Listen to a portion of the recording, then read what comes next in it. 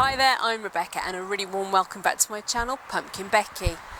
This morning I came outside to feed the chickens, walked up the path under the grapevines which are freshly pruned, past the bench, turned the corner to admire my Sempervivum pots, and look what I found.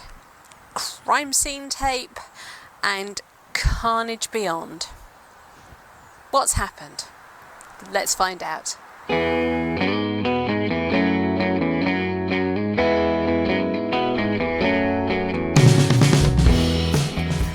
Unfortunately, this is not the first time that my Sempervivum bowls have been destroyed this winter. I think it is probably the local bird life. I feed the birds. They are a really important part of my garden and the ecosystem that exists here. But for some reason, they like digging up my Sempervivum bowls. Not all of them. I've got lots of pots lined up on the walls around the raised beds. They don't touch those. But these ones around by the bench, they seem to really enjoy, whether they stay damper, whether they, I don't know, are more susceptible to insect life, or the birds think they should be more susceptible to insect life. I really don't know, but they love destroying my Sempervivum planters, and it's so frustrating because I get them looking all beautiful, take all the weeds out, new grit on the top. I come back the next morning and they've pulled them all out. I need to try and find some way of stopping them, but that still allows me to enjoy my plants. At least until they get established. Let's see what we can do. You can see that these two pots have had a sort of grow through plant support tops placed on top of them. These are the sorts of things you buy for supporting herbaceous perennials later in the year once they get really tall and you don't want them flopping all over everything. They grow through these and you can raise them up as the season goes on if you need to. It's protected these two pots a little bit, but not entirely. I've got some damage at the front here.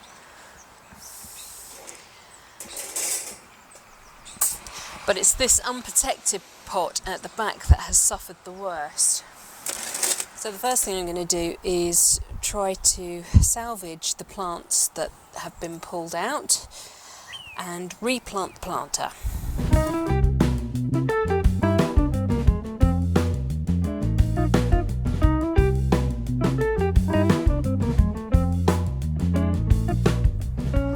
I suspect this is the blackbird's handiwork.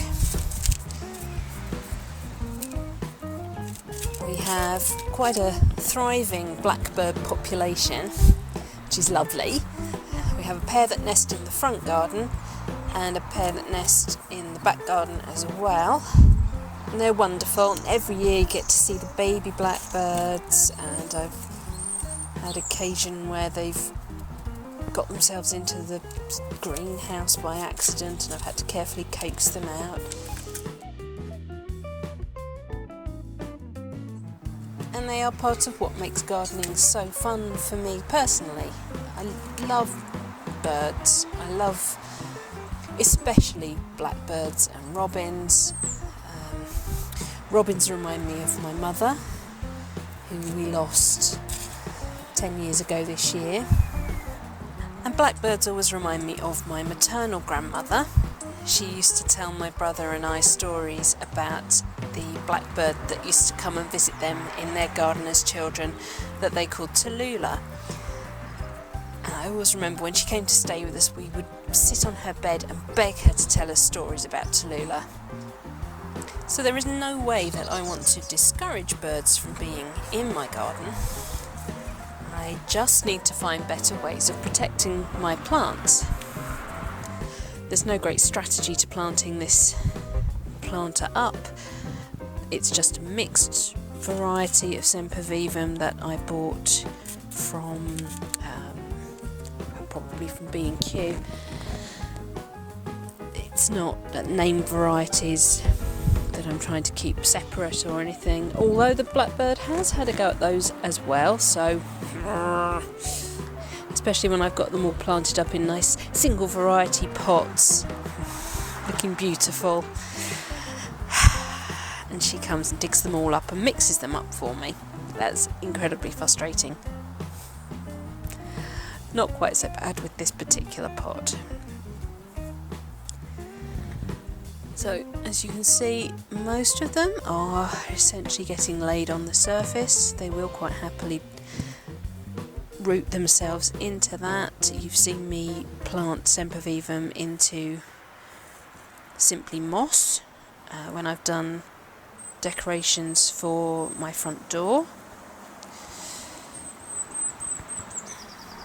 They will grow quite happily on rooftops, brick walls.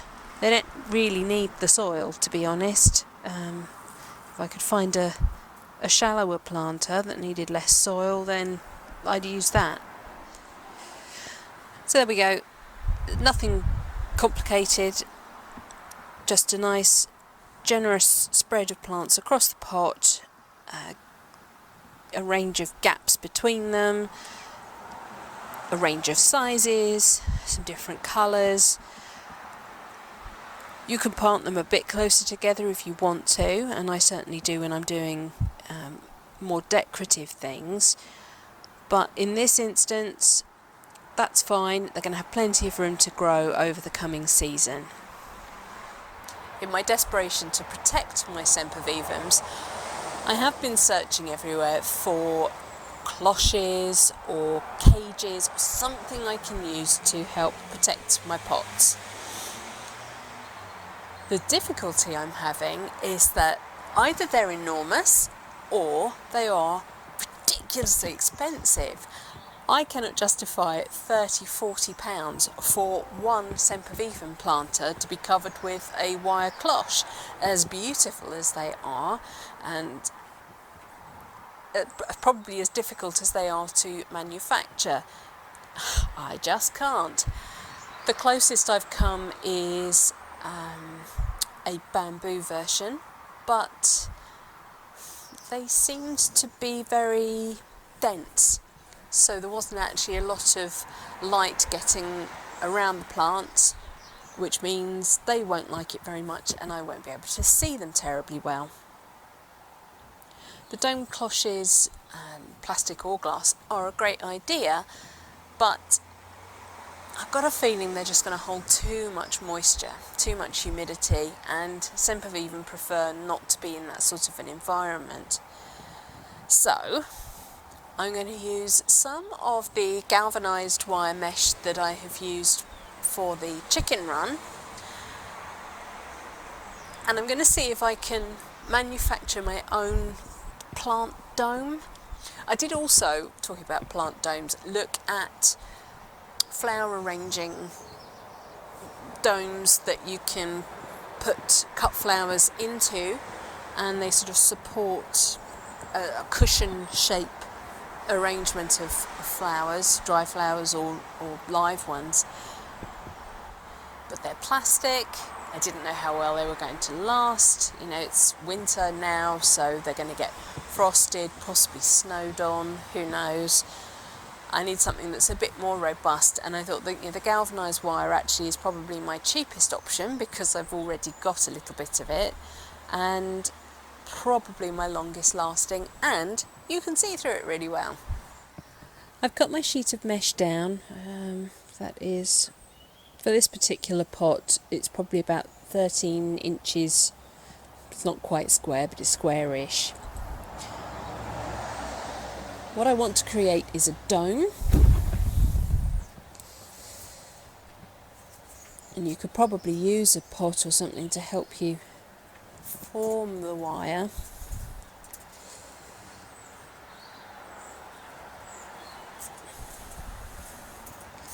I want it to dome so that the birds can't get at the ones closest to the edge. Be careful with this stuff, it is sharp. I've got sharp bits here. I've had to cut it with pretty tough wire cutters.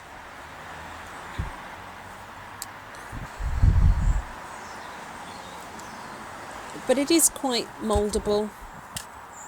Just take your time. The other thing you could do, and again I've looked at this, is an upturned hanging basket. That would create quite a good dome. I don't have many hanging baskets lying around, so that wasn't really an option for me.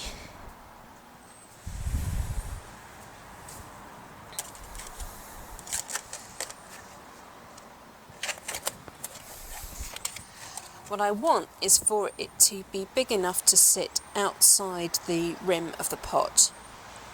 So I'm going to do a little bit of tweaking here and there.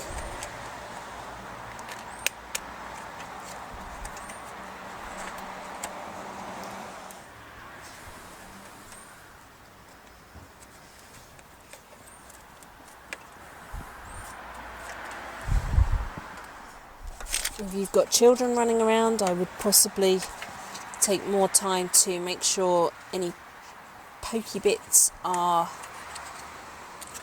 tucked away or cut off. But for me, in my garden, that's going to do the job. It's going to stop the birds getting beaks down. What they want is to scratch at the soil surface because it looks nice and open and loose. So they're thinking they can pull insects, caterpillars, that sort of thing out of the soil, but this is going to stop them actually getting it. It's also firm enough that unless it's a flipping big pigeon, it's not going to squash it either. So it's pretty low tech, as I say, fairly cheap because I already had the wire, but you could get quite a few of these out of a roll of wire for sure. The beauty of the mesh is it's not going to block air, rain, vision, but it will still protect those plants from the birds. You can see it's just formed a dome just slightly above the plants.